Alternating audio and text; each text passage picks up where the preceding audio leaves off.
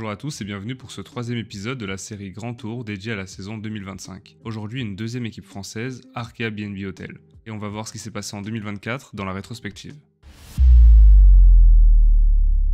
L'année 2024 de l'équipe Arkea était orientée autour de deux projets. D'un côté, le pôle sprint avec Arnaud Desmar et un recrutement qui allait clairement dans ce sens. Florian Sénéchal et Miles Hudson étaient arrivés lors de la dernière intersaison. Malgré ses efforts, le sprinter Picard a eu du mal à trouver ses repères en début de saison, aussi bien dans les sprints massifs que dans les classiques flandriennes. Pire encore, il a traîné sa misère sur les routes du Tour de France, terminant finalement hors délai lors de la 19e étape entre Embrun et Isola 2000. Rapidement lâché et esselé ce jour-là, dès le col de Vars, Desmar a malgré tout tenu à finir l'étape, bien que ses chances de rentrer dans les délais étaient nulles. C'est clairement l'une des images de l'année, même au-delà de sa saison. Il finira néanmoins par trouver le chemin de la victoire sur les routes du Poitou-Charentes, puis en fin de saison sur la classique Paris-Chauny. Mais avec 2 victoires en 2024, il s'agit de son plus faible total sur une saison depuis 2015. Son prime, ses plus belles années en somme, semblent clairement derrière lui. Le Tour de France 2024 a été le véritable point de bascule pour l'équipe Arkea. Je viens de vous parler de la détresse d'Arnaud Desmar, mais je vous ai pas encore parlé de la joie immense de Kevin Vauquelin. Il s'agit sans aucun doute de l'image de la saison 2024 de la formation d'Emmanuel Hubert. Lors de la deuxième étape de la Grande Boucle, Vauquelin profite d'une échappée au long cours pour se frayer un chemin vers sa première victoire sur un grand tour, sur le Tour de France, excusez du peu. Une victoire en solitaire avec classe et détermination qui vient récompenser une excellente saison pour le coureur âgé de 23 ans seulement. Deuxième du classement général de l'Étoile de Bessèges pour 2 secondes, sa saison 2024 commençait sur les chapeaux de roue. Solide sur les courses par étapes du printemps, Vauquelin va s'illustrer sur la Flèche Wallonne lors d'une édition marquée par des conditions dantesques. Deuxième au sommet du mur de Huy, il signe là son meilleur résultat sur une classique d'envergure. Et malgré la déception des championnats de France contre la montre où il finit une nouvelle fois à la deuxième place, il lui faudra attendre seulement la deuxième étape du Tour de France pour concrétiser toutes ses progressions. Il signe là la première victoire de la formation Arkea sur le Tour de France, brisant enfin le plafond de verre présent depuis de nombreuses années. Il faut maintenant que je vous parle de Luca Mozzato. J'en avais fait mon coureur à suivre lors de la preview de l'année 2024. J'avais parlé à ce moment-là d'un potentiel certain pour l'année à venir et pourquoi pas des victoires. Sur ce point, Mozzato a remporté qu'une seule victoire en 2024 lors de la Bredene Classic. Mais il a surtout été d'une grande régularité tout au long de la campagne de classique flandrienne et cela a été récompensé le 31 mars précisément. Ce jour-là, au départ du Tour des Flandres, Mozzato n'est même pas cité parmi les outsiders à vrai dire. Mais lors de cette édition marquée par un rythme et des conditions météorologiques dantesques, il a su tirer son épingle du jeu et profiter d'une once de réussite avec le déclassement de Matthews pour un sprint irrégulier pour se hisser sur la deuxième place du podium. Un podium inattendu mais ultra important pour la formation bretonne.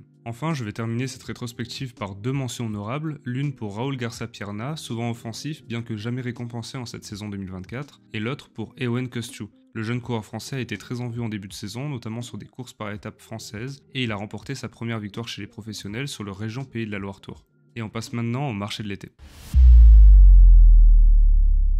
Je pense qu'il est important de commencer cette partie en vous parlant de la situation délicate de l'équipe bretonne à l'orée de la saison 2025. Le manager de l'équipe, Emmanuel Hubert, a parlé des risques de disparition de son équipe, mais pas que. Il a évoqué ses incertitudes après la saison 2025, date de la fin effective du partenariat avec les 2 sponsors titres qui n'ont pas encore été prolongés. Une fois ce contexte posé, nous pouvons voir les conséquences dans le marché de l'été. L'équipe Arkea BNB enregistre 10 départs, en commençant par une partie de la jeunesse qui n'a pas su s'imposer ces dernières années, comme Clément Champoussin vers Astana, Mathis Louvel vers Israël ou encore Louis Barré vers Intermarché Wanty. Départ également de Vincenzo Albanese après une année seulement, sa saison 2024 a été satisfaisante mais sans victoire. Départ de coureurs cadres également, comme Dan Maclay après 5 saisons chez Arkea. Ces nombreux départs affaiblissent encore un peu plus un effectif déjà en délicatesse en 2024. La colonne arrivée est uniquement occupée par des coureurs néo-pro. On en compte 6 et 5 d'entre eux seront promus depuis l'équipe développement d'Arkea BNB créée en 2024. C'est le cas du grimpeur norvégien de 22 ans Embred Svestad Barsteng, 4ème du Tour de Lombardie E23 en 2024. Le sprinter italien de 22 ans Josué Epis suivra le même chemin.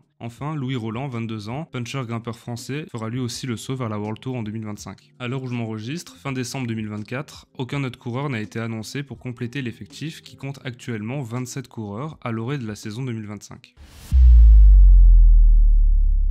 Et cet effectif justement dans sa globalité s'est affaibli. Il est relativement jeune et manque selon moi d'expérience à tous les niveaux, mais il manque surtout de densité et de talent. On compte un seul coureur star au sein de cet effectif et c'est Kevin Vauquelin. Mais il s'agira de sa dernière année de contrat. Il a changé de catégorie avec sa victoire sur le Tour de France 2024, mais son profil reste encore à définir. S'agit-il d'un coureur de classement général sur les courses par étapes ou un chasseur d'étapes sur ces mêmes courses? Quel rôle sur les Ardennaises? Toutes ces questions seront encore à approfondir en 2025. Ewen Kostu est lui sous contrat jusqu'en 2026. Il a été l'une des rares illuminations de la saison 2024. Il a justement été prolongé en 2024 avant ces incertitudes financières dont je vous ai parlé dans la section précédente. Son contrat s'étend 1 an après la fin du partenariat avec les 2 sponsors titres, et Emmanuel Hubert reste assez évasif à ce sujet-là dans un article du Télégramme.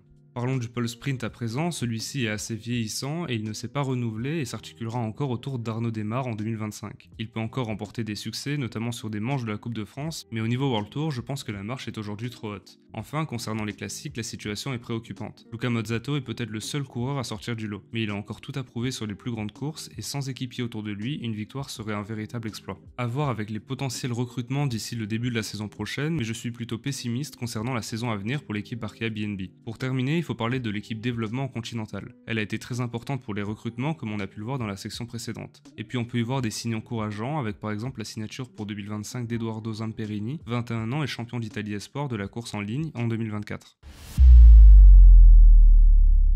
Le coureur qui va particulièrement m'intéresser en 2025 au sein de l'effectif Arkea BNB, c'est évidemment Kevin Vauquelin. Il est le rayon de soleil de cette équipe. Et par les temps qui courent, Arkea doit être reconnaissant qu'il honore son contrat jusqu'à son terme. Sa victoire sur le Tour de France 2024 a changé beaucoup de choses pour lui, notamment au niveau de la visibilité par rapport au grand public. Sa saison 2024 a été celle de l'explosion, mais également une saison riche en émotions et en expérience. Son calendrier a peut-être été trop chargé à partir du Tour de Suisse qui lui a valu une fin de saison décevante avec de la fatigue et des douleurs du passé qui sont réapparues. Alors, qu'attendre de lui en 2025? Eh bien j'imagine un peu la même chose avec pour objectif central le Tour de France avec plusieurs étapes qui peuvent lui convenir en première semaine. Mais il parle également dans une interview de découvrir certaines courses comme les Flandriennes. Il y avait déjà participé en 2022 et il aimerait y retourner peut-être en 2025 ou peut-être plus tard. Ses performances seront évidemment scrutées en 2025 et je ferai partie de ses premiers observateurs. On passe maintenant au pronostic, et pour l'équipe Arkea BNB, il ne s'agit pas forcément d'une section facile. La visibilité pour 2025 est réduite, et il faudra que les cadres de l'équipe performent afin de maintenir Arkea BNB au niveau World Tour. Mais à l'instar d'Astana ou de Cofidis, le maintien au niveau World Tour dans l'élite du cyclisme semble très compromise avec le retard accumulé depuis ces 2 dernières années. Enfin, si je dois me projeter en 2025, je vois encore Kevin Vauquelin évoluer avec un meilleur niveau sur des courses par étape d'une semaine, et je le vois également remporter de nouveau une victoire sur le prochain Tour de France lors des étapes qui lui correspondent le mieux en première semaine. C'en est fini pour cette 3e preview de Grand Tour, j'espère que celle-ci vous aura plu. On se retrouve demain pour une nouvelle preview, cette fois-ci une équipe belge. Si vous avez aimé cette vidéo, vous pouvez la liker et la partager, et quant à moi, je vous dis à demain.